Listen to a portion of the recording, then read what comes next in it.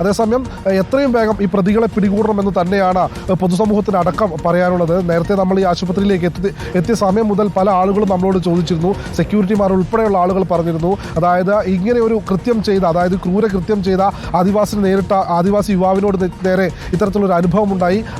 ഇതിന് പുറകിലുള്ള പ്രതികളെ ഉടൻ പിടികൂടണം, പുറത്തെത്തിക്കണം എന്ന് തന്നെയാണ് പറയാനുള്ളത്. അരുൺ, തീർച്ചയായിട്ടും മാനന്തവാടി പോലീസ് കേസെടുത്തിട്ടുണ്ട്. മാത്രവുമല്ല, പ്രിയപ്പെട്ട പ്രേക്ഷകരെ ഒന്ന് ആലോചിച്ച് നോക്കൂ, ഒരു മനുഷ്യൻ, അത് അവിടെ വലിയ ടൂറിസ്റ്റ് സ്പോട്ടൊന്നുമല്ല, അവിടെ 2 കാറുകളിലായിട്ട് വിനോദസഞ്ചാരികൾ എത്തുന്നു. അവരുമായിട്ടുള്ള തർക്കത്തിനിടയിൽ ഇയാൾ എന്താണ് സംഭവം എന്നറിയാൻ വേണ്ടിയിട്ട് പോകുന്നു. ആ ഡോറിലേക്ക് കൈവയ്ക്കുന്നു, ഡോറ് വലിച്ചടയ്ക്കുകയാണ്, കൈയുടെ വിരല് ഡോറിനിടയിൽ കുടുങ്ങുന്നു. എന്നിട്ട് 2 കൈയും പിടിച്ച് ഇയാളെ വലിച്ചടിച്ചുകൊണ്ട് പോവുകയാണ് 100-400 മീറ്ററോളം. എന്നിട്ട് അയാളെ അവിടെ ഉപേക്ഷിക്കുന്നു.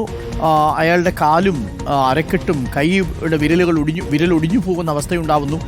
ഒരു ആദിവാസി യുവാവാണ് നമ്മുടെ മാതൻ. ആ മാതനെയാണ് ഇത്ര ക്രൂരമായിട്ട് പീഡിപ്പിച്ച വഴിയിൽ ഉപേക്ഷിച്ച് കളഞ്ഞത്. സെലേറിയോ കാറാണ്. ആ കാറിൻ്റെ നമ്പറും ഡീറ്റെയിൽസ് നമ്മൾ എടുത്തു. കുറ്റിപ്പുറത്തെ ഒരു മുഹമ്മദ് റിയാസിൻ്റെ പേരിലാണ് ആ കാറ് രജിസ്റ്റർ ചെയ്തിരിക്കുന്നത്. RC ബുക്കിൽ അദ്ദേഹത്തിൻ്റെ പേരാണെന്നാണ് അറിയാൻ സാധിക്കുന്നത്. എന്നാലും അത് ആരാണ്, ഏത് മുഹമ്മദ് റിയാസ് ആണ് എന്നാണ് നമ്മളിപ്പോൾ പരിശോധിക്കുന്നത്.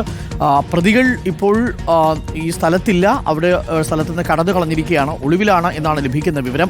എന്നാലും അതിക്രൂരമാണ്. ഇങ്ങനെയുള്ള ചങ്ങാതിമാരെ ഒന്നും വെച്ചുകൊണ്ടിരിക്കാൻ പാടില്ല. നിയമത്തിന് മുന്നിൽ അപ്പാടെ തന്നെ കൊടുക്കുക എന്നുള്ളതാണ്. തീർച്ചയായിട്ടും ആ കാറോ ആ കാറുമായി ബന്ധപ്പെട്ട ദൃശ്യങ്ങളിൽ കാണുന്ന ആൾക്കാരെയോ പ്രിയപ്പെട്ട പ്രേക്ഷകർക്ക് അറിയാമെങ്കിൽ തീർച്ചയായിട്ടും പോലീസിന് ഇൻഫർമേഷൻ കൊടുക്കുക. വയനാട് മാനന്തവാടി പോലീസാണ് ഈ കേസ് എടുത്തിരിക്കുന്നത്. ദീപക്കാണ് ഇപ്പോൾ ആശുപത്രിയിലുള്ളത്. ദീപക്, ഈ പോലീസ് പറയുന്നതനുസരിച്ച് ഇതൊരു വധശ്രമമാണ്. നമ്മുടെ ദൃക്സാക്ഷി മൊഴികളിലുണ്ട്. ഇവരെ തിരിച്ചറിയാൻ ഇനി എളുപ്പമാണ്. RC ബുക്കിൻ്റെ ഡീറ്റെയിൽസ് എടുത്ത് പോലീസിന് ആ അന്വേഷണത്തിലേക്ക് പോകാവുന്നതാണ്. ആ രീതിയിലേക്ക് പോലീസ് പട്ടാമ്പിയിലെ ഈ കുറ്റിപ്പുറത്തുള്ള മുഹമ്മദ് റിയാസിനെ ബന്ധപ്പെടാനോ മറ്റോ ശ്രമിച്ചിട്ടുണ്ടോ ദീപക്?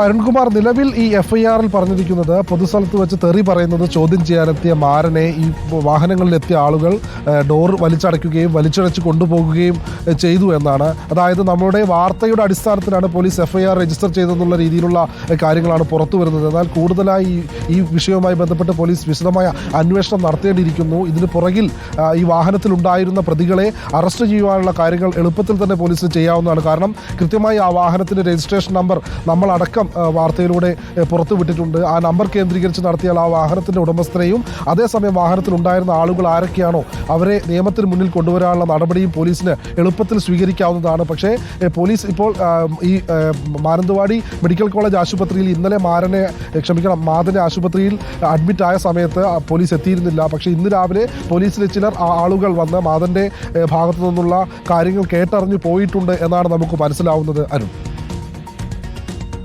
എന്തായാലും ആ കേസിൽ അന്വേഷണം ശക്തമാകേണ്ടതുണ്ട്.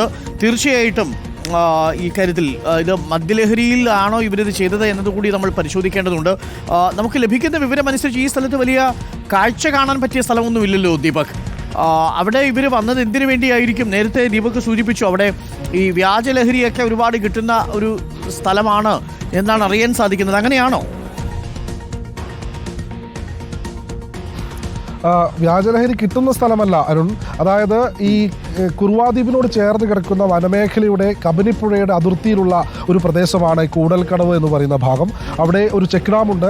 ഈ വേനൽക്കാലത്തെല്ലാം നിരവധി ആളുകൾ മീൻപിടുത്തത്തിനും കുളിക്കാനുമൊക്കെ വരാറുണ്ട്. ഇങ്ങനെ വരുന്ന വിനോദസഞ്ചാരികളും അവിടെ വന്ന് കുളിച്ചൊക്കെ പോകാറുണ്ട്. പക്ഷേ മിക്ക സമയങ്ങളിലും അവിടെ എത്തുന്ന വിനോദസഞ്ചാരികൾ ഇത്തരത്തിൽ ലഹരിയുടെ ഉപയോഗം കൊണ്ടും അങ്ങോട്ടും ഇങ്ങോട്ടും തന്നെ പല സമയങ്ങളിലും പ്രശ്നങ്ങൾ ഉണ്ടാകാറുണ്ട്. അതൊക്കെ അവിടെയുള്ള പ്രദേശവാസികളോട്, ആദിവാസി യുവാവിനോടാണ് ഇവന്മാരും മണ്ടക്കിട്ട് കയറിയിരിക്കുന്നത്.